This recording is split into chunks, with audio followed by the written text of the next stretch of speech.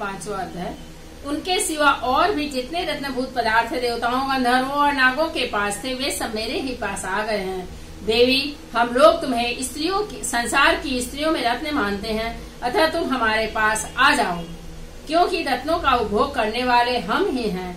चंचल कटाक्षों वाली सुंदरी, तुम मेरी या मेरे भाई महाप्रक्रमी निशुम्भ की सेवा में आ जाओ, क्योंकि तुम रत्न स्वरूपा हो। मेरा वरण करने से तुम्हें तुलना रहित महान ऐश्वर्य की प्राप्ति होगी। अपनी बुद्धि से यह विचार कर तुम मेरी पत्नी बन जाओ।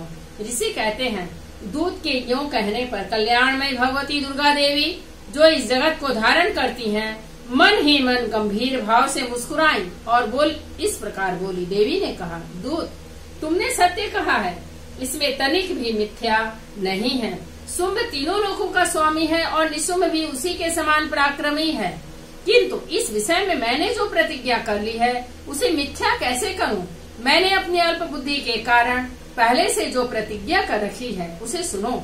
जो मुझे संग्राम में जीत लेगा, जो मेरे अभिमान को चूर्ण कर देगा तथा संसार में जो मेरे समान बलवान होगा, वही मेरा स्वामी होगा।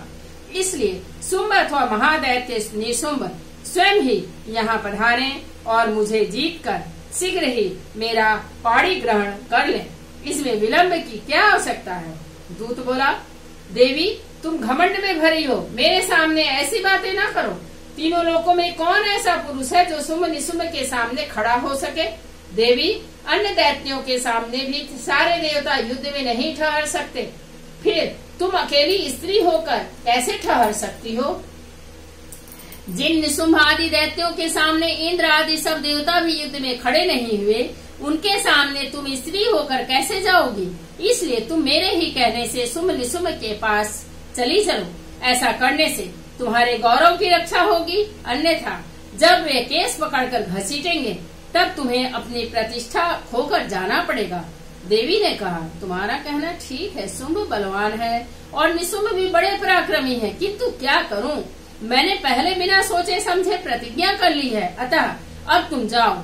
मैंने तुमसे जो कुछ कहा है वह सब दैत्यराज से आदर पूर्वक कहना, फिर वे जो उचित जान पड़े करें। इस प्रकार श्री मार्कंडेय पुराण में सावर्णिक मनवंतर की कथा के अंतर्गत देवी महात्म्य में देवी दूत संवाद नामक 5वां अध्याय पूरा हुआ। जय माँ दुर्गा, नमो नमः।